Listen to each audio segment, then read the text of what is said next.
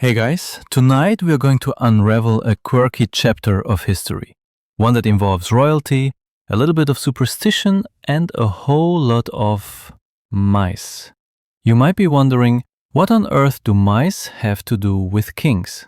Well, you probably won't survive a medieval life without being completely surrounded by these little creatures. So keep that in mind as we go on. Now, before you get comfortable, take a moment to like the video and subscribe, but only if you genuinely enjoy what I do here. And while you're settling in, why not share your location and local time in the comments? I always love hearing where you're tuning in from. Now, dim the lights, maybe turn on a fan for that soft background hum, and let's ease into tonight's journey together. Let's start by talking about why, for some odd reason, medieval kings were absolutely obsessed with mice. And no, it wasn't just because of the occasional uninvited guest scurrying across the throne room floor. In fact, mice were seen as powerful creatures, symbolic even. They weren't just your average pests, they represented something much bigger to royalty.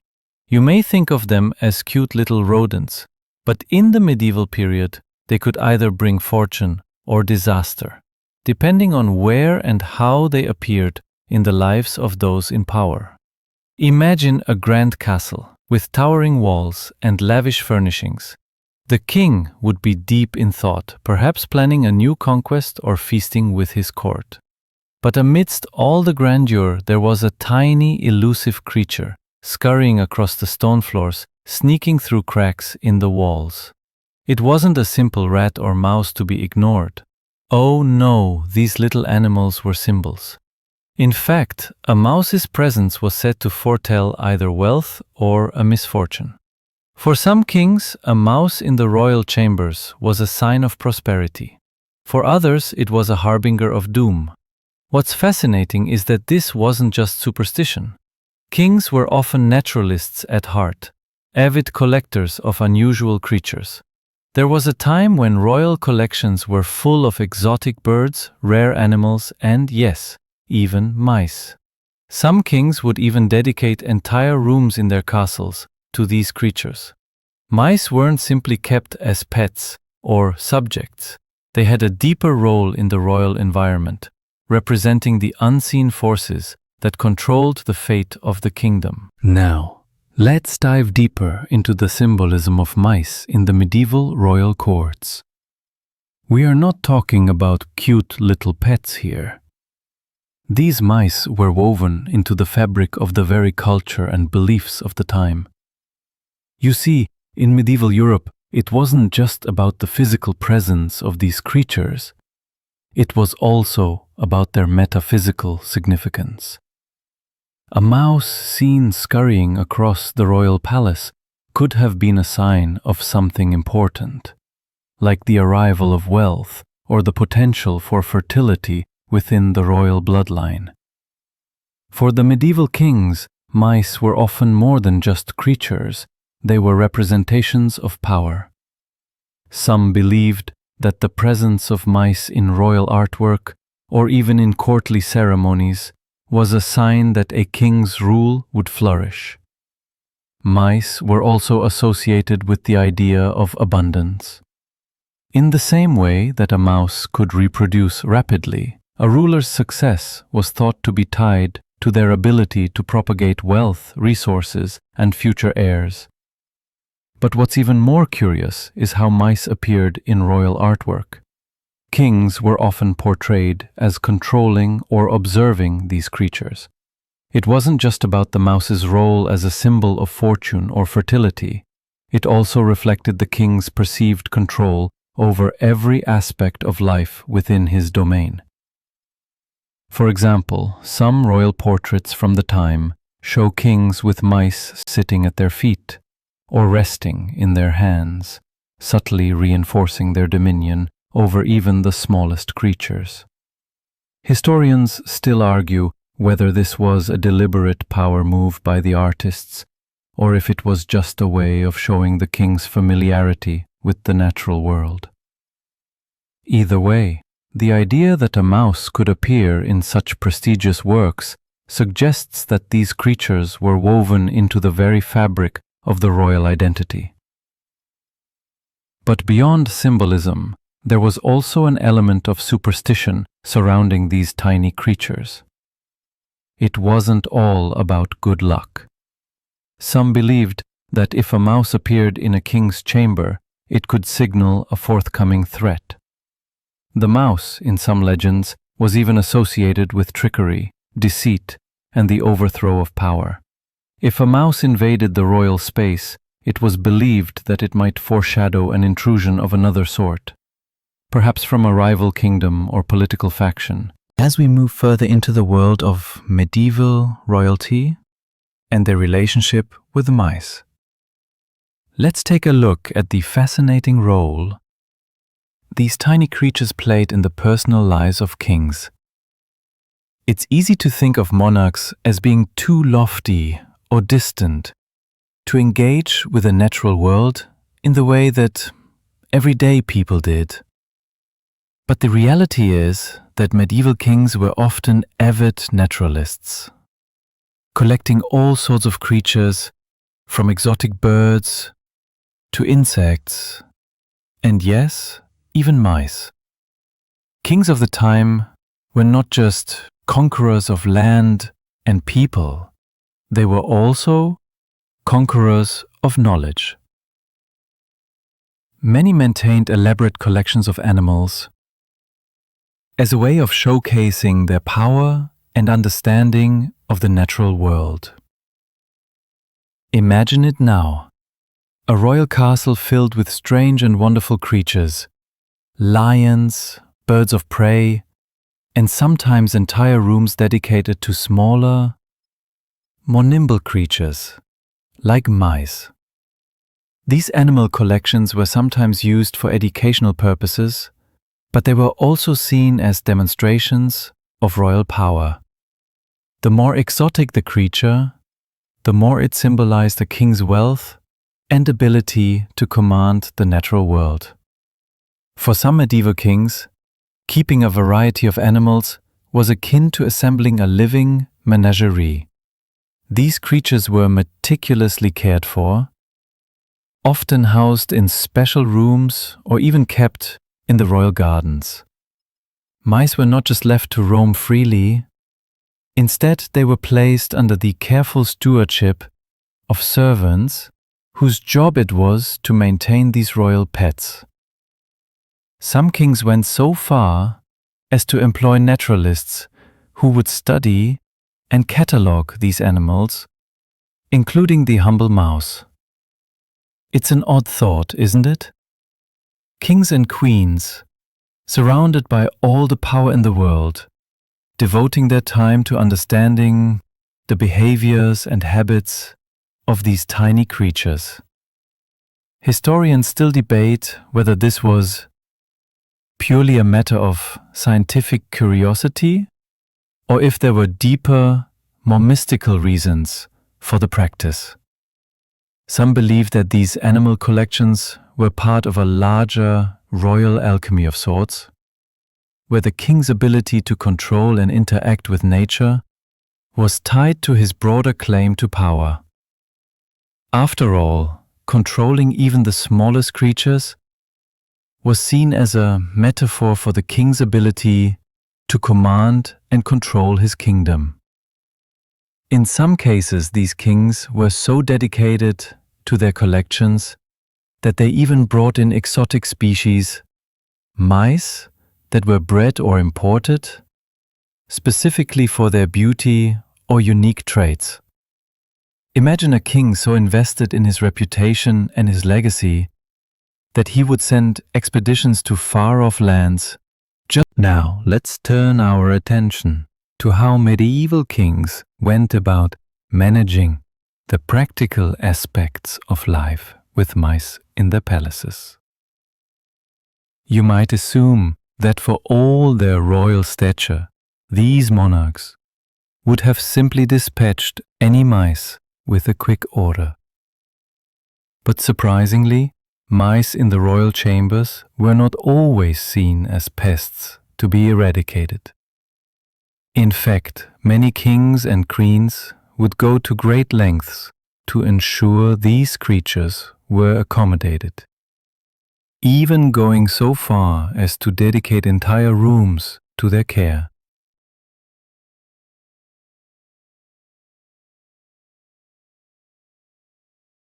It was a matter of maintaining control over all aspects of royal life, including those seemingly insignificant creatures that scurried about the castle. The presence of mice in these royal spaces had its own peculiar logic. You see, these creatures were often seen as harmless, even beneficial, due to their ability to control the population of other pests like insects and small vermin. It's a bit like having a tiny army around, quietly working to keep the royal residence clean. Imagine walking through the grand halls of a medieval castle and seeing a mouse dart across the floor. You might have expected a royal servant to chase it off, but instead you'd find that the king had an entirely different plan for these creatures. Some kings even took special pride in their management of these little creatures. They would ensure that the mice had a steady supply of food and shelter, all within designated areas of the castle. These royal mouse rooms were often small, hidden away from the eyes of the court, where these tiny creatures could roam freely, their activities monitored by the staff. It's easy to imagine a servant checking in on the mice, making sure they were thriving, perhaps even caring for them, as though they were pets in a royal zoo. The king's relationship with these mice extended beyond the simple fact of having them around. Some monarchs even ensured that mice were present in their royal banquets and feasts, often as a sign of good fortune. Imagine a lavish banquet with the best food, music, and company, and in the corner of the room there are a few mice in a specially arranged area. Their presence wasn't just about having a few mice running around, it was a statement. The king's control over these creatures and their association with his wealth and power became a matter of pride. Historians still debate whether the royal fondness for these mice was a strategic decision meant to symbolize control over the kingdom's order, or whether it was simply a byproduct of. As much as we've talked about mice as royal companions and symbols, it would be remiss not to touch on a more practical side of things.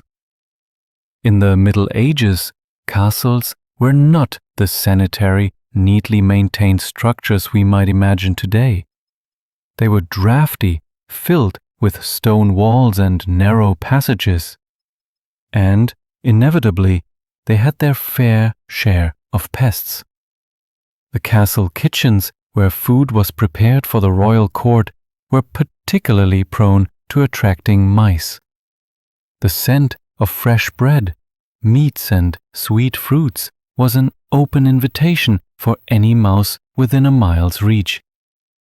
But here's the interesting twist. Despite the king's obsession with maintaining order in their castles, the royal staff didn't always rush to rid the castle of these tiny invaders. In fact, for some, mice were just a part of life in the royal household. Rather than dispatching every mouse at the sight of one, the royal staff would often adapt, finding ways to coexist with their furry neighbors. The fact is, mice in a medieval castle were not just an inconvenience. They were something that, for better or worse, the court learned to live with. The battle for control over these creatures wasn't limited to keeping them out of the kitchens.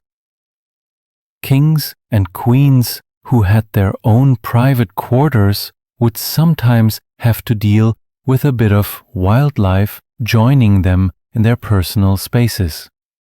These little creatures would often be found in the most unexpected places, hidden in the royal bedchamber or scurrying across the king's throne room. And yet, in many cases, it was considered impolite or even bad form to chase them away immediately. There was something in the medieval mindset that saw a mouse as an almost harmless nuisance, one that could be tolerated, if not embraced. While pest control wasn't as sophisticated back then, many castles did employ rudimentary methods to keep the mice under control. Servants were tasked with sweeping up food crumbs, ensuring that food was stored in tightly sealed containers, and setting out traps in corners where mice might be most likely to congregate. Interestingly, some royal households would use a special type of rodent trap, a sort of catch and release method. These traps weren't designed to kill the mice, but rather to capture them for later release. This gave the mice a certain dignity, and the king's court avoided any untimely displays of cruelty. Historians still argue whether this tolerance toward mice was a strategic royal decision or simply a matter of practicality. Now that we've covered the more practical aspects of mice in the royal life, let's turn our attention to the superstitions and omens that surrounded these tiny creatures in the medieval period. In medieval Europe, the supernatural was woven into almost every aspect of life, and mice, like many other creatures, were no exception. The mere sight of a mouse could be seen as a sign from the gods, or perhaps an omen of something to come. For some kings, the appearance of a mouse in their chamber was believed to be a good sign.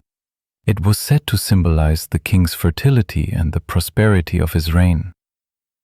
Mice were prolific breeders, and their rapid reproduction rates made them a symbol of growth and abundance.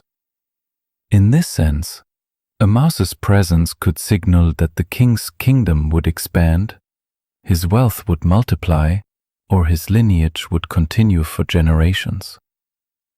For royalty who were hoping for a male heir, the appearance of a mouse could be seen as a gentle nudge from fate, promising success in producing an heir. However, not all kings saw mice as friendly harbingers. Some were deeply superstitious, believing that mice, particularly if they appeared in the royal bedchamber, were a bad omen. According to medieval lore, mice were sneaky, stealthy creatures, often associated with theft and trickery.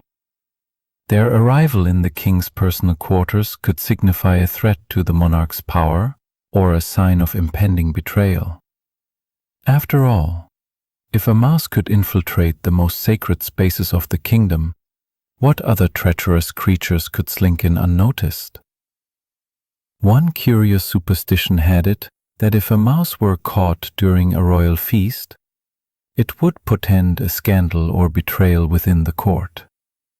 The idea was that the mouse was a symbol of an uninvited intruder, someone from within the court or the kingdom itself who would bring ruin to the king. This superstition was so pervasive that some monarchs had servants specifically trained to interpret the movements of mice and other creatures as a way of predicting future events. These animal readers would often be consulted during times of uncertainty or distress, when the future seemed unclear.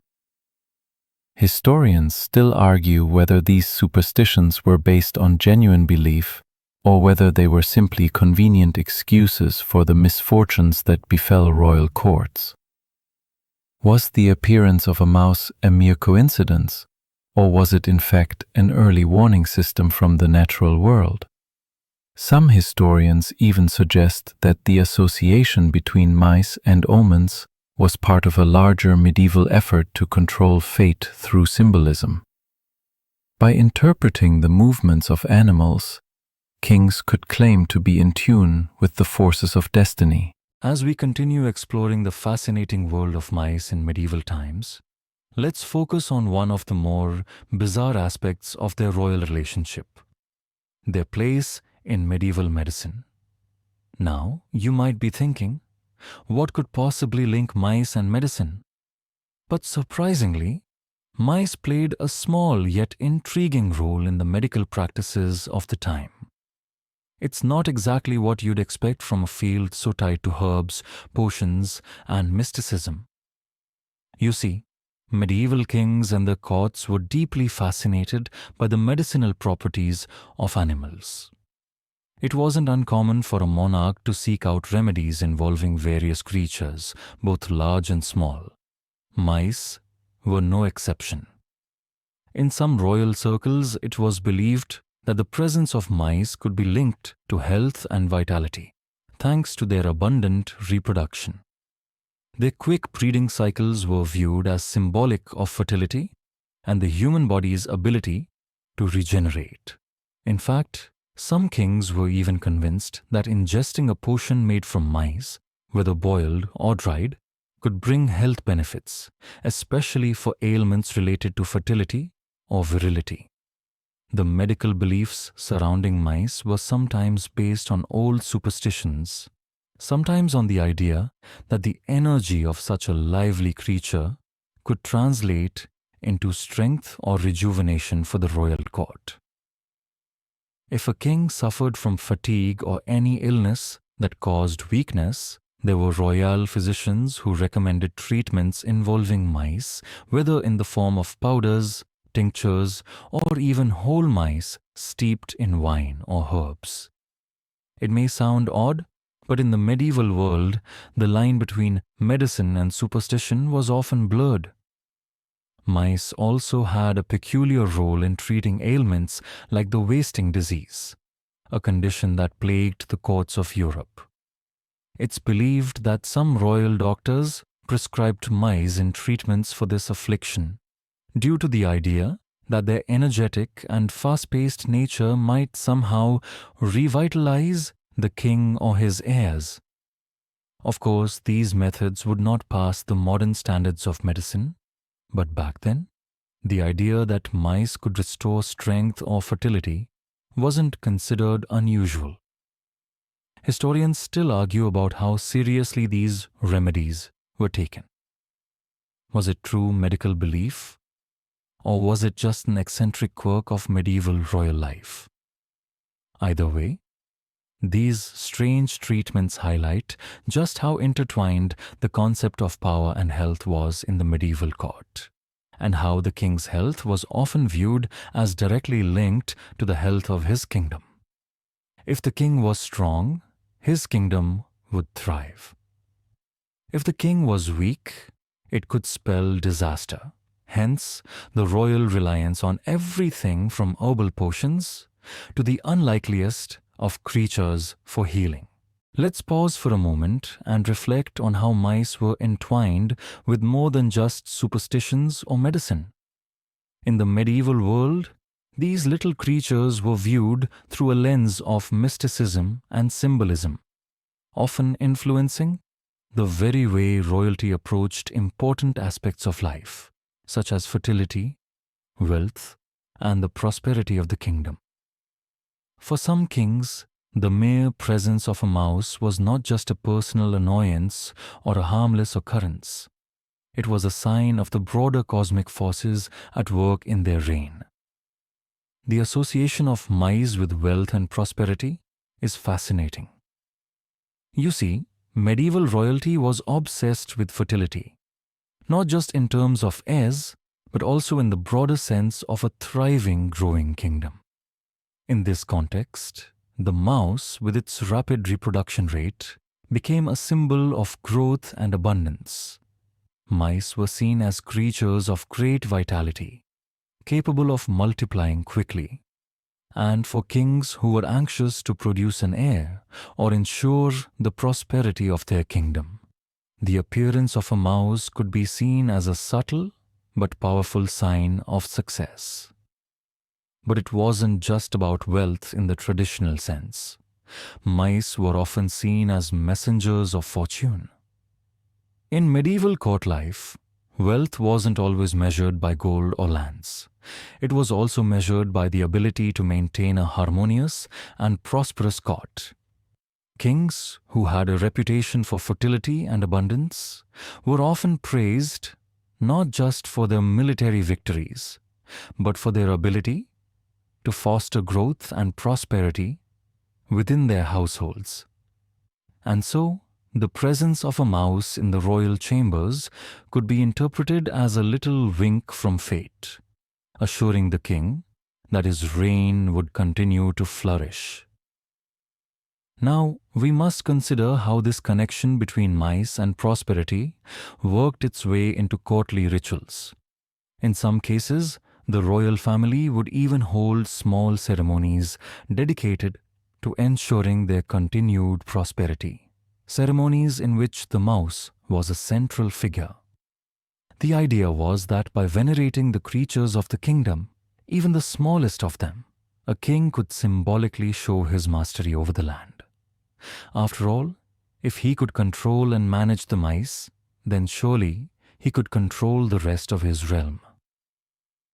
Historians still debate how widespread these rituals truly were. Some scholars believe they were more of a local tradition in certain parts of Europe, while others argue that the reverence for mice was a shared royal belief across the continent. What is clear, however, is that the mouse's role in these ceremonies was not just as a living creature, but as a powerful symbol, a symbol of fertility, prosperity, and the unseen forces that governed the kingdom. As we continue to explore the unique relationship between medieval kings and their mice, we find that these little creatures were not only seen as symbols of prosperity, but also played an unexpected role in reinforcing a king's image of absolute power and dominance. In medieval culture, the king was the ultimate ruler, a figure who controlled not only his kingdom's borders, but also its internal order. This included everything within his domain, down to the smallest creatures. One peculiar aspect of the medieval royal lifestyle was the belief that controlling even the tiniest elements of the kingdom was a reflection of the king's strength. Mice, though small and seemingly insignificant, were viewed as one such element. By allowing them into the royal spaces, yet maintaining some measure of control over them, kings symbolized their dominance over the entire natural world. This was more than just about keeping the mice at bay. It was about the king's ability to manage his domain from the largest kingdom to the smallest rodent. In a sense, it was a microcosmic representation of a monarch's larger rule over their subjects. Some kings even went as far as creating designated spaces where mice could roam freely, usually within royal gardens or specific areas of the castle. These mice weren't viewed as unruly or untamed creatures, but as participants in the king's grand design. While they might have seemed like mere pests to some, to the monarch they represented order and control, albeit on a very small scale. This careful, almost gentle management of mice became part of the king's persona, reinforcing the notion that he could maintain order in every corner of his kingdom. Historians still argue whether this was a genuine belief in the symbolic power of the mouse, or whether it was simply a way to pacify a royal court that was filled with eccentricities. Regardless of the reasoning, there was a pervasive cultural idea that the presence of mice within the royal spaces had an important function in maintaining the king's image. And these little creatures, despite their pest-like nature, helped cement the royal idea that even the most inconspicuous aspects of life could be controlled by the monarch. While we might think of these creatures as simple pests today, in the medieval period, they were much more. They were symbols of the king's ability to maintain control over the natural world. And the king who could command his realm, no matter how small the issue, was a king who could claim success on a much larger scale. In this way, mice were both symbols of the king's dominance and, paradoxically, reminders of his vulnerability. After all, no matter how powerful a monarch was, the creatures scurrying in the corners of his kingdom could always sneak in unnoticed. So far, we've talked a lot about how medieval kings viewed mice through a symbolic lens, how these tiny creatures were seen as representations of power, fertility, and control over nature. But let's shift gears for a moment and look at how specific kings interacted with their mice, some of whom took these beliefs to new extremes. For some monarchs, the presence of mice was far more than a casual symbolic thing. It was a deeply personal relationship with their royal surroundings. Take, for example, the case of King Henry IV of England. Henry was known to be somewhat superstitious, and like many monarchs of his time, he believed that his personal health and success were tied to the health of his kingdom. He was so invested in maintaining the right balance of creatures in his castle that he actually had servants whose sole responsibility was to care for the various animals in his royal collection, including his beloved mice. Henry IV was said to have kept a specific room within his royal court designated for the mice, where they were free to roam about. In this space, the mice were treated with care and even affection. The room itself was specially designed, with small tunnels and areas where the mice could nest and breed undisturbed. The king believed that by nurturing these creatures, he was somehow nurturing the kingdom itself. It's an unusual concept, but one that made sense in a time when the natural world was seen as a direct reflection of a king's power. Moreover, the mice were not just confined to the royal chambers for symbolic purposes. They also became part of the court's daily routines. For example, servants would sometimes bring in mice during important feasts or ceremonies to ensure that the royal court would enjoy good fortune. These feasts, which were lavish affairs, might feature elaborate dishes and rich wine. But the presence of a mouse, perhaps scurrying under the king's table, was thought to bring a sense of balance to the event. Some even believed that mice contributed to the overall harmony of the gathering, ensuring that everything went smoothly. Henry IV wasn't the only monarch to see his relationship with mice as a personal one. Other kings, especially those who had a particular interest in natural history, kept similar arrangements in their royal estates. For instance, some monarchs kept mice as pets in their gardens, while others displayed them in royal menageries alongside more exotic creatures like birds and deer. These little creatures weren't just part of the natural world, they became a form of entertainment and a reflection of the king's refined tastes. Historians still debate how much influence these royal pets had on the political decisions of the time. Some argue that the elaborate care of mice and other small creatures was a distraction, a way for kings to avoid the more pressing matters of the kingdom. Others believe that the king's ability to manage and nurture even the smallest creatures was seen as a testament to his overall competence. Either way, these